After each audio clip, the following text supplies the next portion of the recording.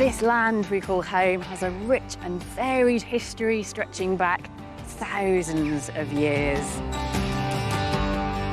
But hidden below the surface are some amazing treasures just waiting to be found. Oh my gosh, that's really cool. So each year across the country, archaeologists dig underground and dive underwater, searching for fresh discoveries. The most amazing thing in British archaeology. Uncovering traces of ancient lives. Somebody's pride and joy, I'm sure. And finding fascinating objects. Such exquisite detail. This year, I'll be meeting the archaeologists and looking at some of their most incredible finds. I mean, that is stunning. While Dr. Tori Herridge is travelling the length of the country to some spectacular locations. Where I'll be dropping in on some of this year's most fascinating digs. Oh my gosh, can you see that? It's just brilliant. Oh my goodness. Every dig provides a new piece in the puzzle of Britain's forgotten past. This is the epic and unfolding story of our islands. Welcome to Digging for Britain.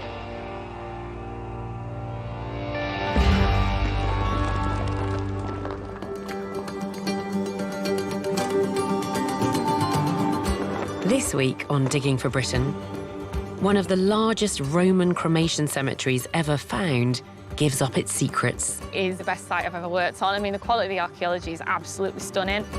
With some of the most delicate finds we've ever seen on Digging for Britain. No way! How have they survived? In Bradford, archaeologists find traces of a Somali community who once took part in an Edwardian exhibition. It's really voyeuristic. Revealing a key moment in the city's history. The first ever Muslim burial. It's incredibly significant. And in the centre of Glasgow, Tori meets a group of volunteers who have swapped skateboards for shovels. It's amazing how quickly people forget. Archaeology can bring those memories back.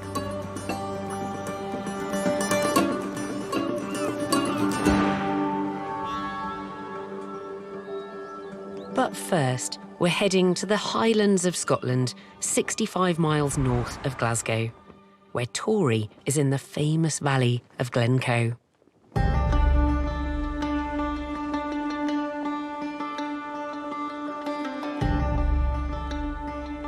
Today, Glencoe feels wild and remote. Home to some of the most breathtaking scenery the UK has to offer. But this idyllic landscape was the stage for one of the most infamous, dark and bloody events in British history, at the very end of the 17th century.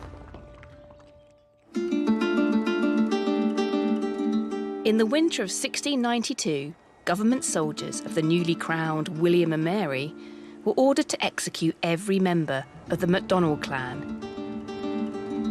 Despite belatedly pledging their allegiance to the new king, the clan had been branded traitors, to be made an example of. The atrocity became known as the Glencoe Massacre. Now a combined team from the University of Glasgow and the National Trust for Scotland is looking for the most notorious site of the massacre, the home of the local leader, MacDonald of Achnacarn. Eddie Stewart is leading the dig. Eddie, if I was standing here in January 1692, how many houses would I have seen?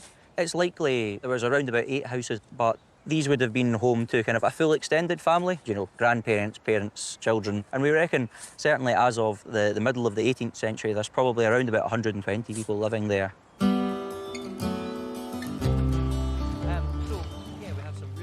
Hiking through the valley at Glencoe today, you'd be forgiven for thinking this landscape had always been a wild and windswept grassy hillside. But hidden beneath the long grass, almost invisible to the naked eye, are traces of where people once lived, in houses made from turf. This is it then, a turf house? Yes, yeah, so we have this house here built out of essentially sods of turf, so cut from around about the landscape. The kind of curve of the turf wall running around the front and then back down here. And we've So got this. how can you tell? What is it that lets you see that this is a turf house and not just part of the soil? It's quite a challenge, to be fair, but over the process of it being kind of a turf house, it's accumulating material, and so the colour and composition and compaction sort of start to change a little bit. And so we can see these kind of dark mottled patches, which are Yes. kind of roughly rectangular, which are probably the tops of turfs that have then into this kind of bank that remains. The team is unearthing a surprising range of small finds here, which come from all across Europe. Clues for who once lived in this turf house. This is beautiful. What's this one? Looks like a sort of a party ring decoration. Yeah, so this is a piece of comb-decorated slipware, and it's probably from Staffordshire. But it's got this really, really rich decoration. It's part of a kind of sizable plate with a nice kind of curve in the edge there. So, you know, Beautiful. So this is fancy stuff. this is fancy stuff. This is the kind of prized dining ware, probably, of the occupants of this house. Very fine. And we've been getting lots and lots of chunks of this coming out, particularly from around the house and a clay ditch at the back of it. But we've also got some really nice imported wares. So this is a nice piece of sort of northern German pottery here. Oh, that's nice. And you can see it's quite kind of rough on the outside, but this beautiful golden glaze in the interior. Imagine that catching candlelight. couldn't Yeah, you? exactly. These are really, really impressive and kind of flashy pieces. So it really does paint a picture of the occupants who know what the fashion is at the fancy dining tables of houses in Scotland and England, France, Germany, etc. They know what it is to be a member of that kind of European elite at that time. And they're keen to show that off. It's all about kind of projecting a status, showing that you are someone who can afford these things. You might live in a kind of vaguely humble dwelling in the hills, as the kind of architecture suggests. But actually, this is quite the investment in dining ware to have brought together. And so that's probably relating to someone of a kind of tacksman's class. Yeah. A tacksman was a type of landowner in the Highlands, tack being an old Scottish term for the lease held on land. And Eddie believes these rich finds point to this very house belonging to the tacksman of Glencoe and leader of this Highland community, MacDonald of Achnacoin. In a home much like this modern-day reconstruction, MacDonald accommodated the government soldiers alongside his own family. Now, that was nothing unusual. It was a way of collecting unpaid taxes, forcing people to pay for the food and board of soldiers. But after living side by side peacefully for 2 weeks, things turned to violence. In the pitch darkness, in the early hours of the morning, shots rang out up and down the valley. The soldiers had turned on their hosts. But this was no battle or even an assassination. Orders had come through to completely extirpate, get rid of the MacDonalds in Glencoe. They had been ordered to kill everybody, every man, woman and child under the age of 70, to cut off the clan, root and branch, and they were told to take no prisoners.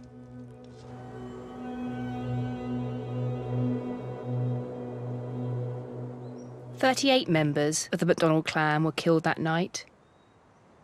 But, as the story goes, the tacksman, MacDonald of Achnacoin, supposedly escaped the firing squad by tearing off his cloak, throwing it at the rifleman and running into the hills.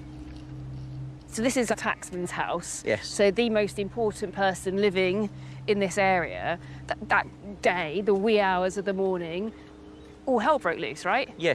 Early in the morning, the door is booted in and a volley of shots ring through the doorway. And we have this really nice piece of impacted musket shot here from just within the walls of the house. Oh my gosh. Whoa, that was embedded in the walls. So that was embedded within the wall material, yeah. It's incredible that that's just there, preserved. And we know MacDonald of Achnacoin is one of the survivors of this. So he's injured. He's taken outside of his house and leant against the back wall. It's like firing squad, effectively. Essentially, yeah. Yeah, and in that kind of final moment, he whips off his plaid, his thick sort of tartan cloak, which would have been held at the shoulder by a plaid pin. He throws it over his would-be assailants, and then he makes his way off into the hills, into safety beyond. And just outside, we're excavating, we found this bent plaid pin. No way. So you're suggesting... It's hard to say for certain, But you're but it suggesting certainly makes for a strong story there. For me, this is a community that is having musket balls fired at it. Yes. And it's not just men around a fire, there would probably be women and kids in there, and we Certainly, know that was yes. part of what was going on. Yes. They were there to be exterminated. Yes, yes. So this is coming from the very highest levels of government in Scotland.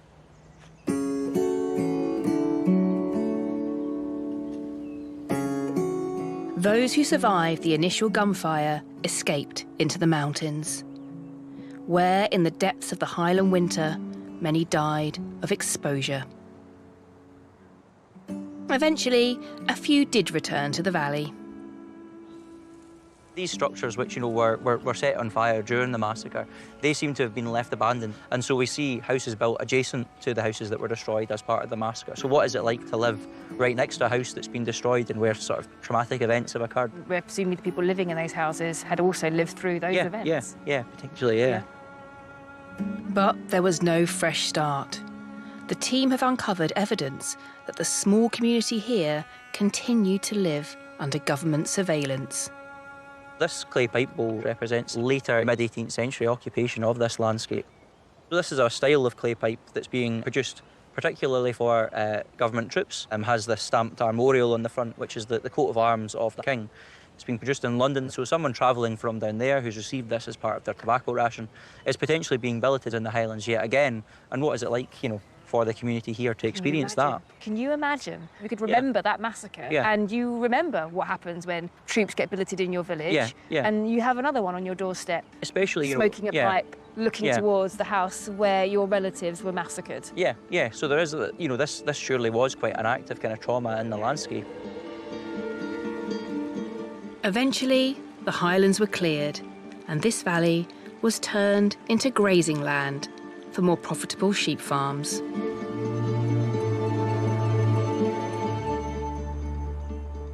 This epic landscape is famous in the history books for the Glencoe massacre, and there's good evidence of that happening right here. Archaeology isn't only helping us understand the long history of this place, but also the events of just one fateful night.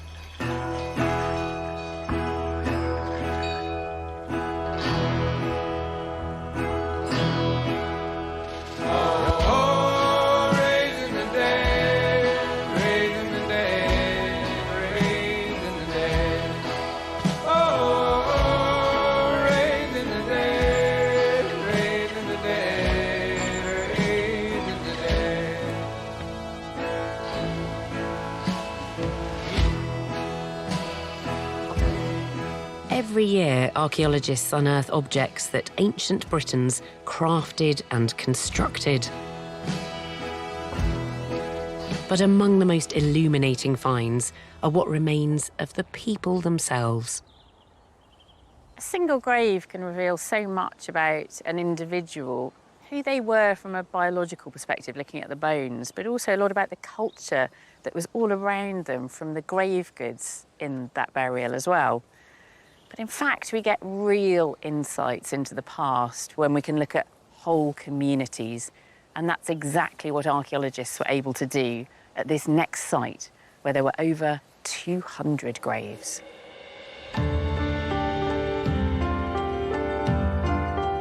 For our next dig, we're heading just outside of Penrith, 40 miles south of Carlisle. Here, a team from Oxford Cotswolds Archaeology has been called in to excavate ahead of a new construction project to improve the A66.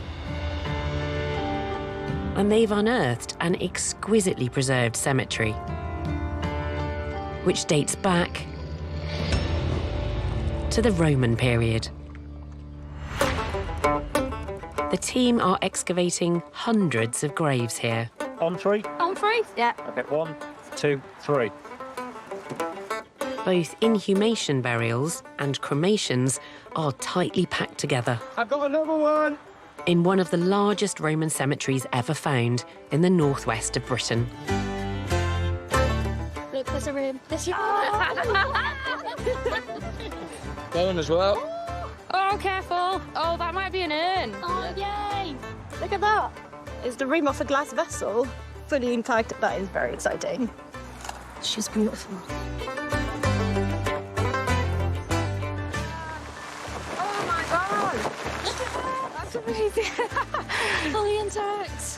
That is pristine. That is a museum piece. That is. This genuinely is the best site I've ever worked on. I mean, the quality of the archaeology is absolutely stunning. Lauren McIntyre is a specialist in burial archaeology, and she's amazed by what the team is finding here.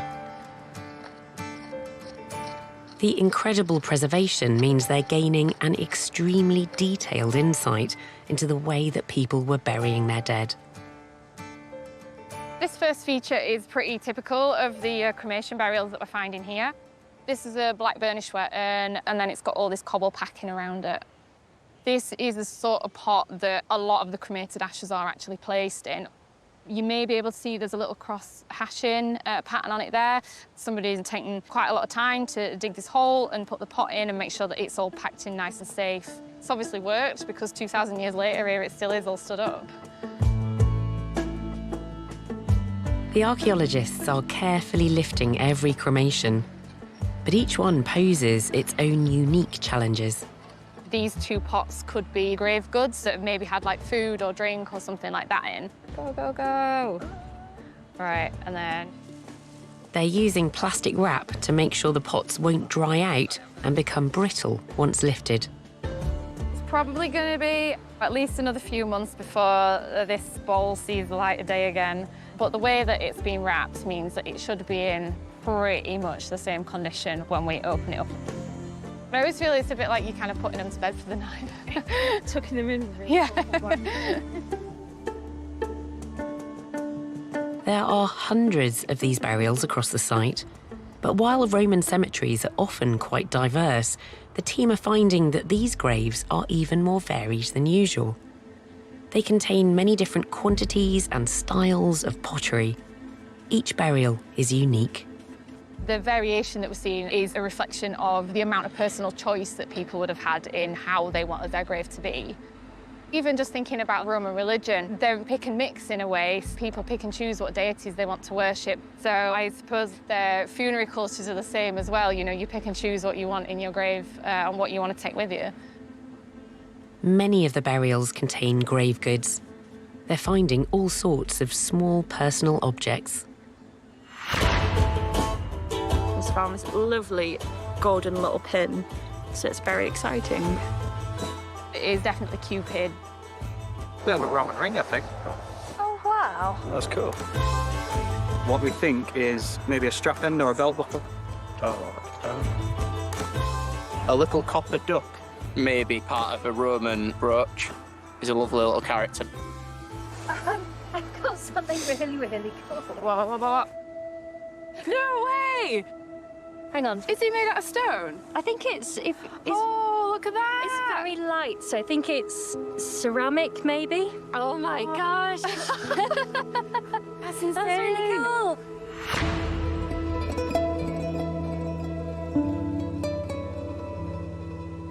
With so many fascinating grave goods appearing on site, Lauren and Roman pottery specialist Edward Biddulph have come to share their discoveries in the Digging for Britain tent.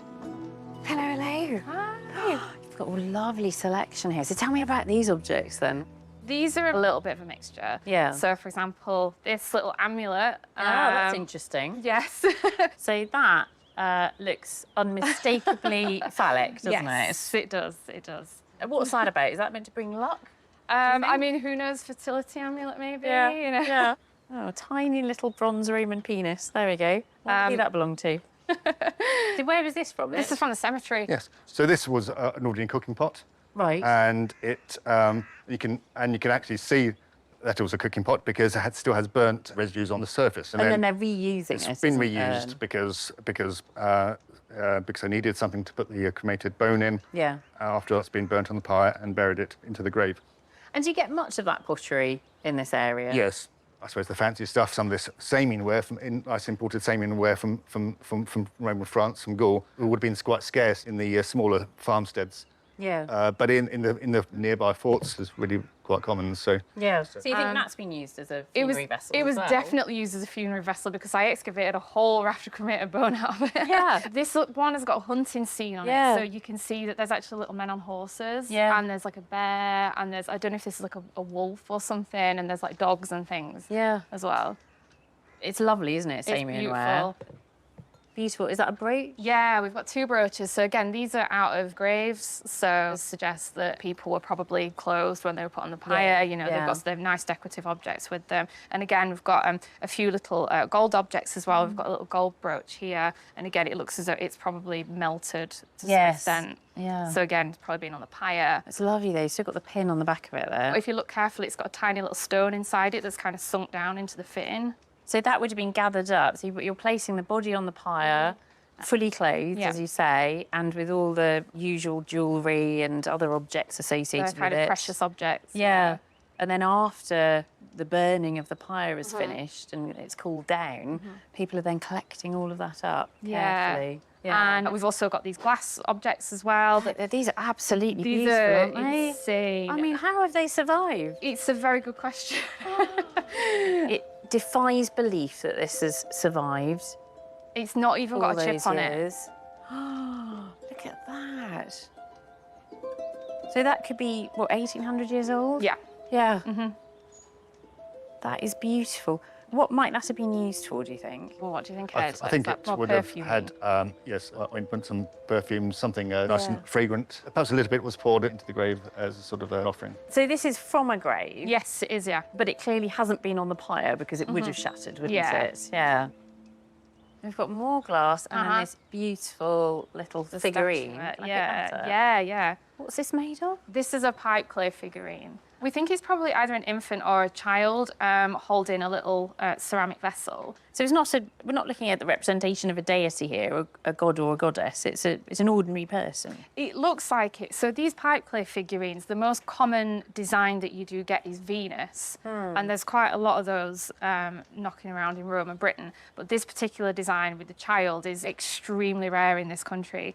There's maybe 3 other examples of this design in the UK. Yeah. And this looks to be the most complete one. Yeah. Where they come up, they seem to be associated with funerary contexts. And you can also see that this one's been burnt. Fortunately, it's not broken, but you can see all this black marking. It looks like it probably has been on the pyre. Even maybe it was like on the edge of the pyre or something. Wow, it's incredible that didn't break. It is incredible. Yeah.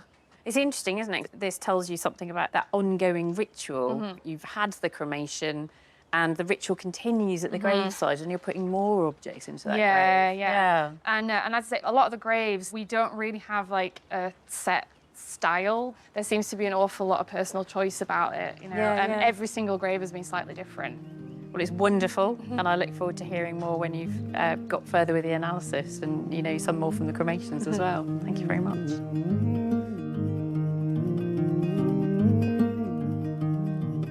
Up and down we're going nowhere fast.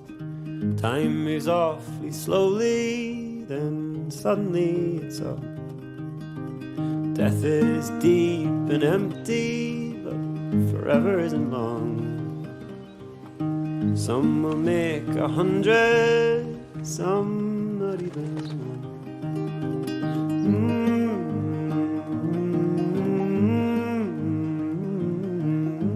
The northwest of Britain is liberally scattered with monuments that have stood for centuries.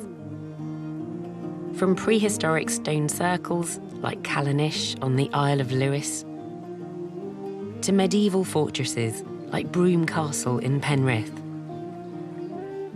But archaeology can also reveal traces of more ephemeral events. Our next dig takes us to West Yorkshire and the city of Bradford.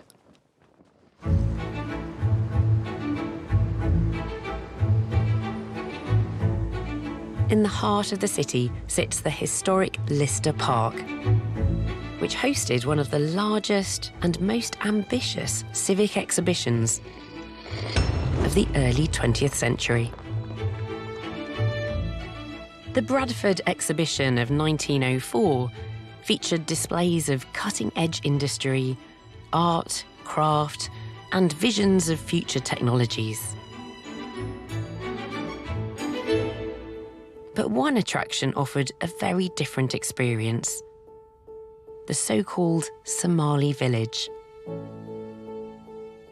European businessmen recruited 57 men, women, and children from Somalia to live, perform and demonstrate their way of life in a purpose-built walled compound for 6 months.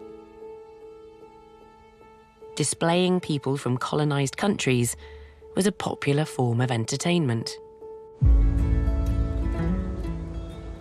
Now, for the first time, a team from the University of Bradford is hoping to find evidence of what daily life was really like here in the Somali camp. It's a temporary event and it's a challenge to find the archaeology. Chris Gaffney and Ben Jennings are leading the dig. So this is a sketch map which was given out in 1904 to visitors to orientate themselves within the exhibition itself. There are lots of different things identified. The railway, we've got the slide into the lake, we've got the bridge in the pagoda style, and then up into this area, the Somali village. And we've put our trench somewhere along here, and hopefully we've gone over the front boundary of the Somali village. The team has focused on a small area, but they're already finding plenty of evidence. So we've got a lot of ceramics coming out, lots of intact deposits. On the far side, we've got glass bottles coming out intact, along with some metalwork. Moving across, we have what appears to be some remains from the interior of the Somali village. We're finding distinct evidence of burning, which you can see on the ground in front of me, the dark band patch cutting into the clay surface. That's producing some slag from metalworkings, which we know they were doing inside the Somali village. And we've got some tar or pitch remains. We can really tell when we're finding this in the excavation because you can smell it. It's really got a fresh tar smell to it as soon as you come down onto the trowel. We know they're doing metalwork and we've found the remains of that, so we're definitely in the right spot. A small army of volunteers are painstakingly cleaning and categorising every object as it emerges. This bottle is really helpful. It's HP source, and in 1903, they dropped Garten from the name. So this bottle dates to 1903 at the latest and could easily be used at the exhibition in 1904. We've got quite a few animal bones here that, for example, this is a jawbone of a sheep. There's no reason why these sorts of remains should just turn up in this park. We do know that the Somalis killed and cooked and ate a sheep every single day. That was for the community. So therefore, this really looks like it's linked to the Somali village. We've got this beautiful little bead here. We're not really certain if it's Somali, just got it out the ground earlier, but it's really ritzy, it's really beautifully decorated, and it shows really just the context of the vibrancy of in and around the Somali village at that time. It really is a very beautiful piece. While the archaeologists are unearthing this physical evidence, Professor Yasmin Khan is visiting the West Yorkshire archives to find out what written history has to say. The Somali village was more than just a sideshow curiosity. I want to get a better understanding of what it was like to live there. I've come to meet Professor Fozia Bora, trustee of a Somali-led project to piece together the lives of the villagers who once called Lister Park home.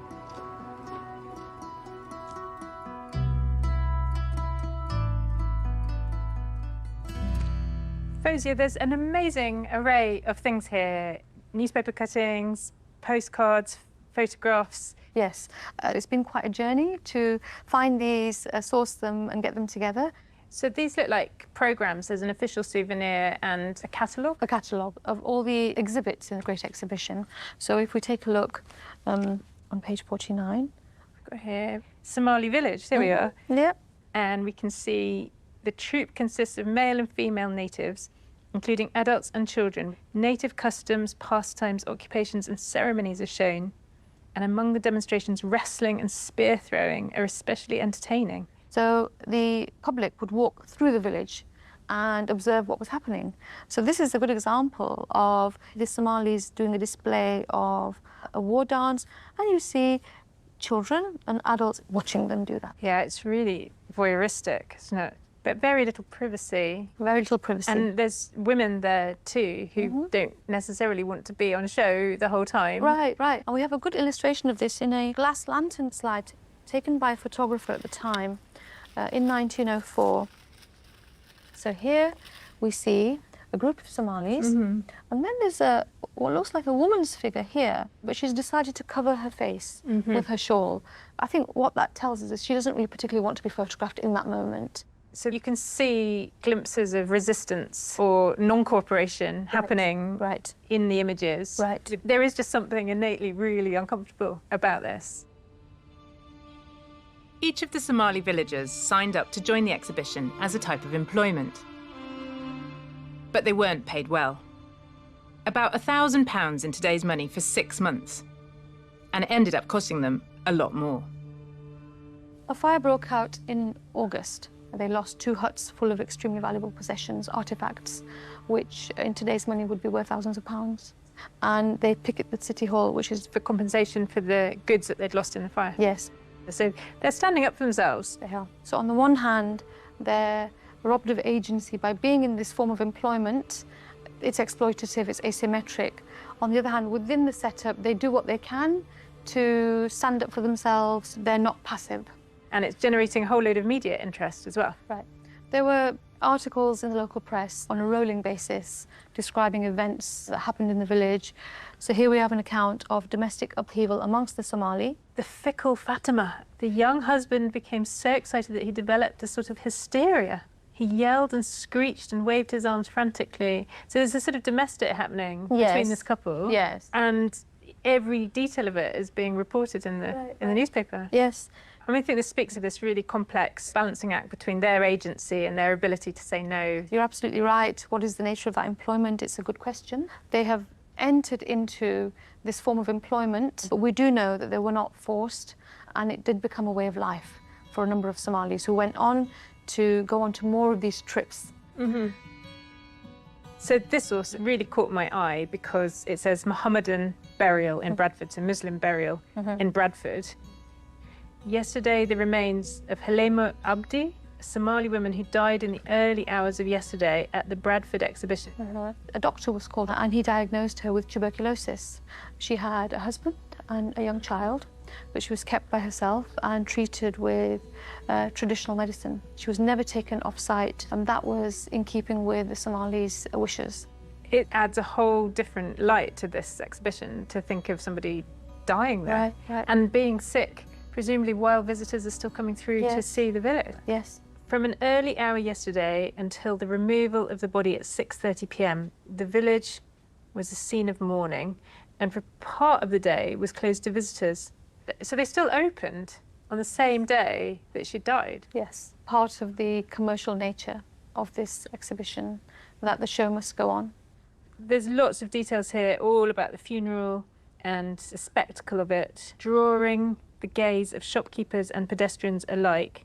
Despite the desire to keep the funeral as private as possible, a congregation of a couple of 100 people had assembled in the vicinity of the grave. The mullah again took up the burial service, and the mourners joined in the Amen. I'm sort of left wondering if that included the local people and the onlookers. Yes. On the one hand, they wouldn't have understood the Arabic of the prayers. On the other hand, as Christians, they would have taken the cue from the Somalis to say Amen, when the Somalis would be saying Ameen, which is their equivalent of that same word. So it's a moment of togetherness. A similar funeral had not hitherto taken place in Bradford. So that's a hugely significant moment for this city. That's the first ever Muslim burial. It's incredibly significant, absolutely.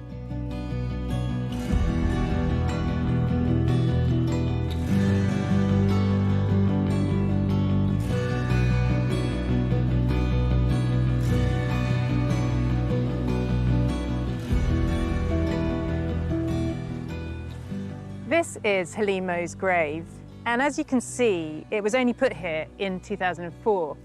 For over 100 years, this spot was unmarked and unremembered. And that's why these excavations at places like Lister Park are so important, because they really enable us to remember these hidden stories.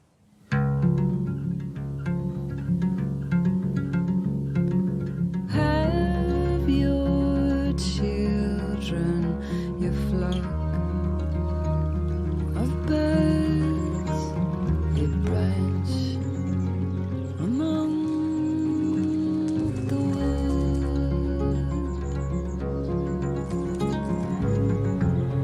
And as those years go by, they'll look upon you kindly like a friend.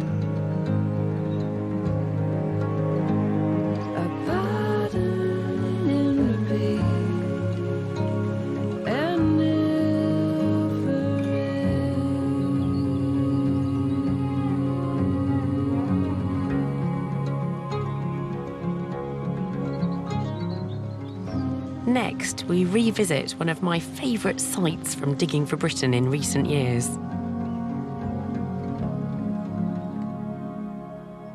I was in Carlisle in 2023 documenting the discovery of an incredible monumental bathhouse with beautiful stone heads and carved gemstones. And since then, the team have been hard at work finding even more evidence of the people that use the bathhouse, but also discovering how that building changed function over time. We're returning to Carlisle, just 7 miles south of the modern border with Scotland. Here, archaeologists have been investigating a huge site which dates back to the Roman period. In 2023, I joined the team from Wardle Armstrong Archaeology as they made a surprise discovery, an enormous bathhouse brimming with Roman finds. Piece of plaster. That would be Roman, that would be. Lovely piece of Roman glass, and you can just see the colour. It's a really lovely sky blue. We just found what we thought was a large boulder, but on the other side, there's a sculptured face. OK, 1, 2, 3. Oh, wow! Oh, my gosh! Something really special is going on here, so everyone's wildly excited. Brilliant.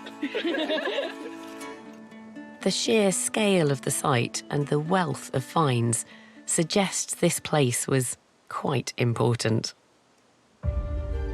Well, this is where it gets really exciting. When we have this imp tile here, it is a direct commission to the imperial court. So P, Imperator. And which emperor, do we know? Septimius Severus, I would put money on it. We know it was up in the north of England, so for a short while, the north of England would have been the centre of the Roman Empire. This year, the team are back. They want to know how long the bathhouse was used for and what else was here at the time.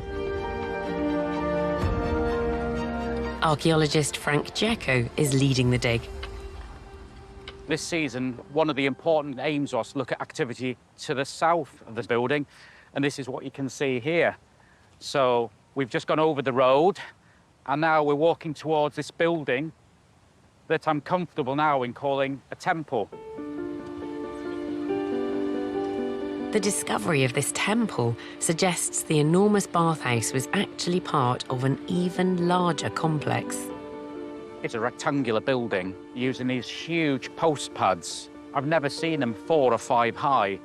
These would have been to support wooden uprights the size of telegraph poles. But just because it's wood doesn't mean it wasn't grand. As always on this site, there's a lot more to it than meets the eye, because we've got wall plaster from this building, which hints that the building was plastered. So it's a wooden constructed building that could have looked like a stone building. Frank's daughter, archaeologist Anna Jacko, is recording every fragment of wall plaster from the temple and the imperial bathhouse. When you do archaeology and you're on sites, it's all kind of browns and greys. So it's lovely to get a glimpse of the colour, because the Romans, they didn't live in black and white and grey. They lived in a beautiful, colourful, painted world. So this piece here, there's this beautiful red stripe. Then we've got a dark blue one. You can see how the blue actually overlaps where the red goes. We've counted on this piece, it's actually been repainted around 5-6 times. It gives us a really good insight into what kind of quality the building was. So this one you can see a lovely dark blue and turquoise stripe with then a white stripe. But then even underneath that, you can see little red fragments coming through. And then you can see just at the top, there's a thin sort of darker blue line. So that's another layer of plaster. So it's something I haven't seen before. And it's a proper kind of look through the Romans' eyes to what they would have seen at that time. This evidence of renovation and redecoration shows the building was in use for a long time. But Frank believes that some key finds suggest it wasn't always a bathhouse. These are military lead seals. The closest thing we have today would be for special occasions. You might have a wax seal on a document with your family crest or something. It's the same principle. These would have had a bit of string closing a military document. So when they open the document, you cut the string and you throw these away. And there's a lot you can read from them. It tells you who sent them, so their name will be on one side, and on the other side it will be the regiment.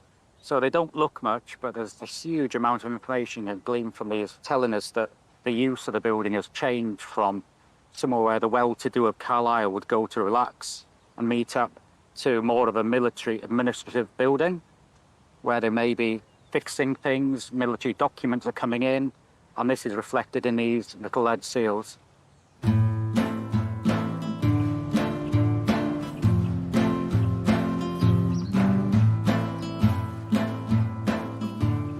Anna and fellow archaeologist Nick Henderson have brought some of their most intriguing finds to the tent. Nick and Anna, so you've got more finds from Carlisle that have come up since I visited. We do, have lots. What's this copper alloy object? That's really weird. What on earth is it? It's a tiny votive altar.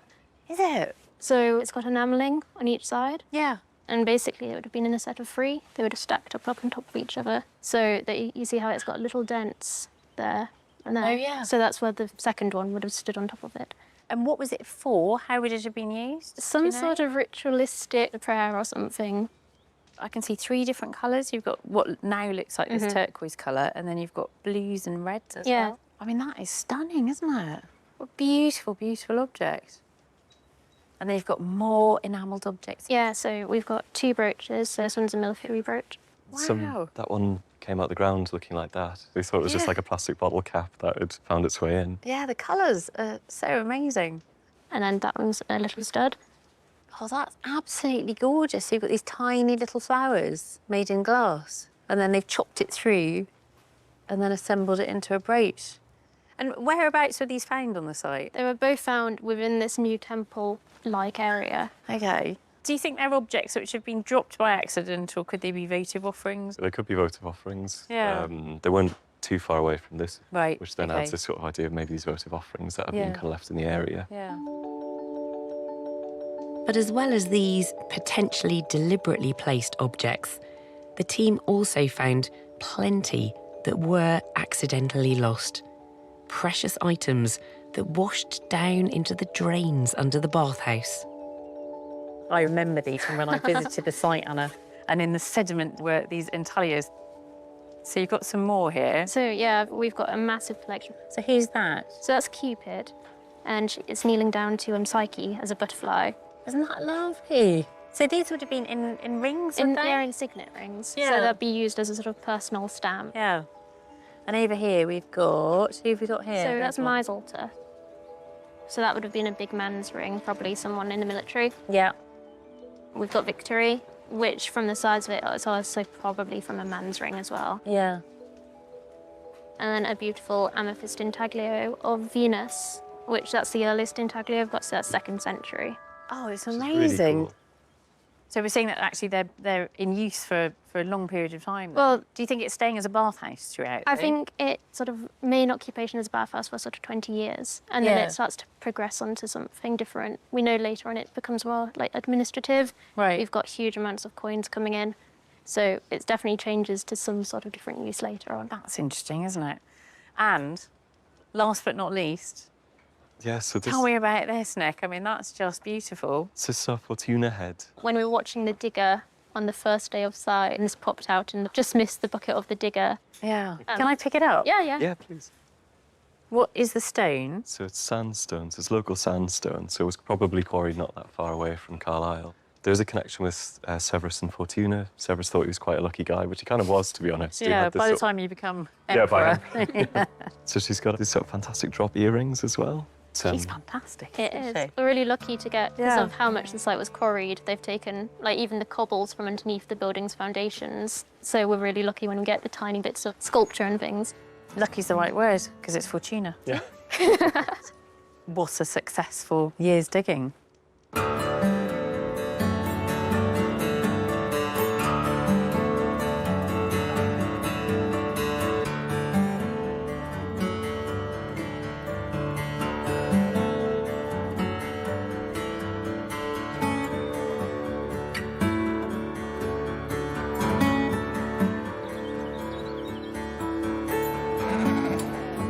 There are plenty of traces of the ancient past in the northwest of Britain, going back hundreds or even thousands of years. But anything that gets buried underground has the chance to become archaeology, as our next dig reveals. Tories off to Kelvin Grove Park in Glasgow's West End.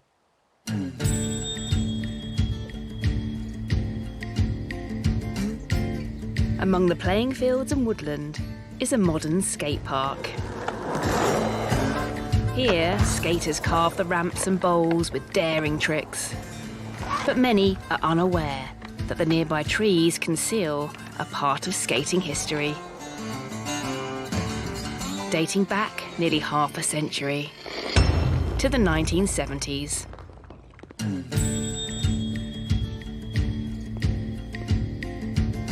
Nestled in Kelvin Grove Park lies one of Scotland's most unexpected archaeological sites, a concrete skate park hidden in plain sight. The original skate park, known as the Kelvin Wheelies, was one of the first ever skateboarding facilities built in the UK. This state-of-the-art park opened in May 1978, complete with bowls, slalom run and half-pipes. It was incredibly popular with young skaters, but eventually the park was closed down and buried due to safety concerns.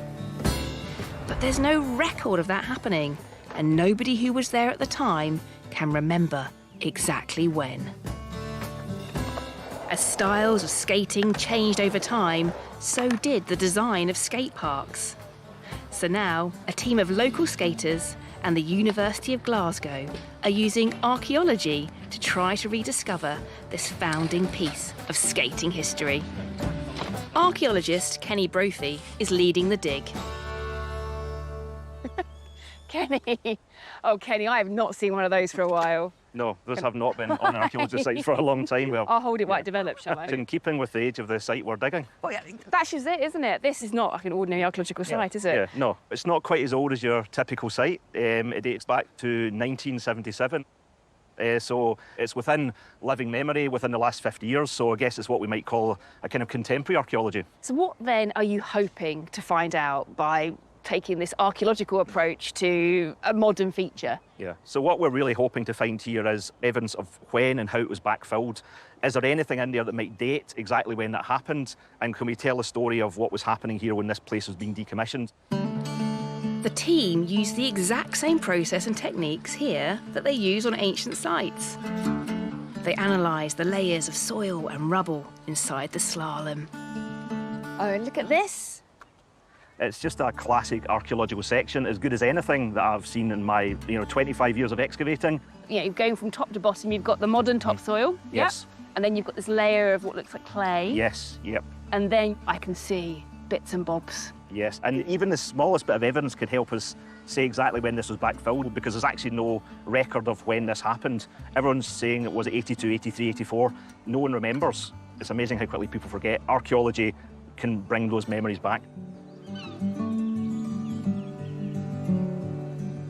Unlike most other archaeological sites, the team here is able to draw from members of the community who actually remember the skate park. Like local skate shop owner Jamie Blair. Jamie, you were there on day one. Paint me a picture of what it was like to skate here for the first time. Super excited. People from all over, and then people were bombing down hills and tearing through here with the marshals with their whistles and their tracksuits, black and red tracksuits, telling them where they could go and where they couldn't go. So, you've got all these pictures here? Yeah. Where do we start? That's look. somewhere here. So we are sitting on This the, is where we are. we're right here. And then there's your marshal. I think there's another photograph. This is early days. But there you go. Is this you? Yeah. Stick my tongue out. How old are you here? Probably 13 and a half, maybe 14 actually, probably 14. Is that what you remember? What is your your key memories? Your friends, just the team member, your teammates, and I remember that. I remember the laughs you have. You're just kids. You're having fun. You're just skateboarding. We're crazy for skateboarding. As the team dig out the concrete slopes, a new generation of skating volunteers get to see the original skate park for the first time. Did you know that there was an old park here in the trees? I'd known it since I was younger. It was almost hearing like fairy tales because I've never seen anything like this. I can't compare it to anything else that I've skated before. Nothing like this is built these days. Skateboarding has changed completely. So back when this was made, there wasn't even an ollie, which is the basic sort of mechanism for getting off of the ground. So just the whole way that people would ride boards was just not the same at all. Yeah, and so that meant the parks were different, yeah? Yeah, exactly. So is it important to you to sort of understand this sort of side of skateboarding, the historical side of it? Yeah, I mean, this is where it all came from. And it looks a lot more fun, to be honest. As well as glimpsing the hidden shape of the park, the team are unearthing evidence of youth culture from before many of them were born. Archaeologist Kieran Manchip has lined up some of the most unusual finds we've ever seen on Digging for Britain. What have you been finding then? So just in front of us, we have these quite distinct white lines. We think they're contemporary to the skate park. It's not easily interpretable graffiti, is it? No. It doesn't look like someone's tag. No. It isn't an image. No. It's just two parallel white lines. Yeah. That could puzzle you if it was 30,000 years old. Are you equally puzzled even though it's only 50 years old? Yeah, I think we're puzzled at the moment, bearing in mind that there's a story of certain points of the bowl being marked because that's where you maybe try a trick, or that's maybe what you were to aim for to avoid falling off and hurting yourself or something. So I wonder if it's maybe just like a quick mark that's been put down. Yeah. I do like that, but I also like how it's so mysterious. Even though it's only 50 years old, it's like the mysteries are there. Yeah. So in terms of dating some of the material, we've actually been quite lucky in that we've been able to find sweetie wrappers that have best before dates on them. Yes. So here we have a 6-pack of penguins. Oh my gosh. Yep, so you can see the wee penguin. Yeah, look at that. And on the rear side, there we go. Best before. 14th of March, 83. Yep, and also a lovely Twix wrapper, and probably even in better condition than the penguin, was also found right at the bottom of the rubble. It's got a date on this too. This is the 21st of May, 83. 83 is coming up, big numbers here. Yes, exactly. So this is like your stopped watch. This is telling you when it happened. Yes, it is. So we know that the site had been backfilled by, May of 1983. That's amazing. Yeah, we've also found, I think it's a kind of hologram.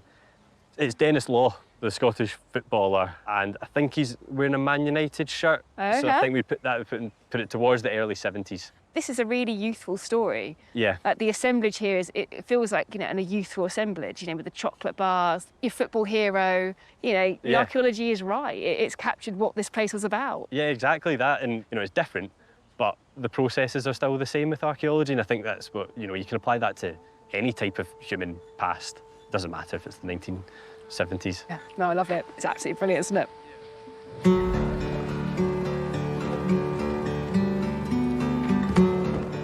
You've got all these memories, but what does the dig mean to you?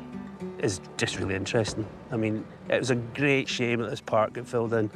It broke a lot of skateboarders' hearts. But it's just good to kind of roll back and see it. And it was fun trying to find, I remember that bit, there should be a bit there, and digging, and you hear this clunk, and rake it away, and you can see the old lip and stuff. The other reaction was, geez, am I that old? They're literally digging up the bones of my childhood. But yeah, skateboarding's alive and well, so it's all good. Towards the end of the final day of the dig, the volunteers can't help themselves. Skateboards ride the concrete of the original Kelvin Grove skate park for the first time in more than 4 decades.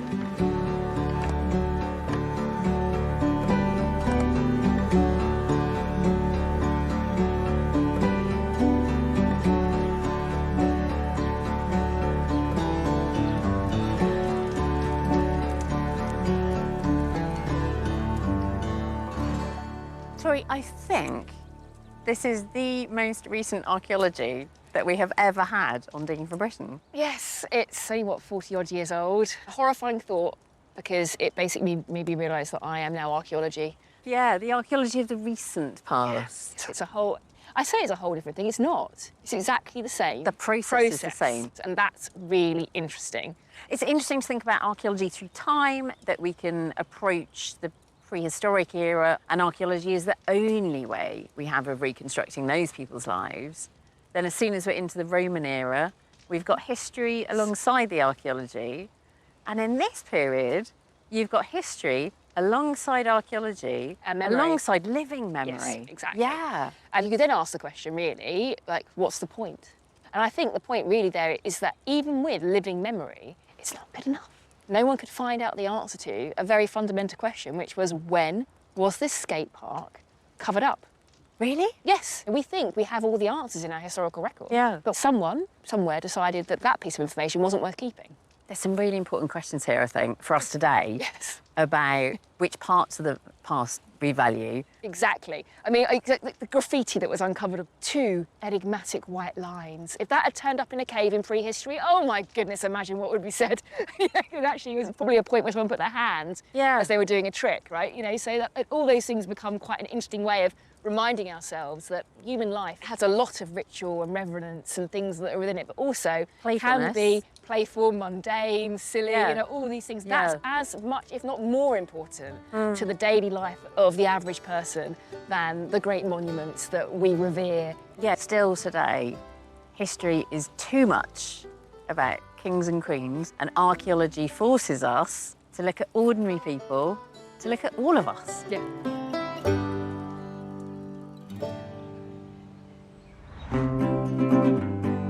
Next time on Digging for Britain, archaeologists discover a once-in-a-lifetime find.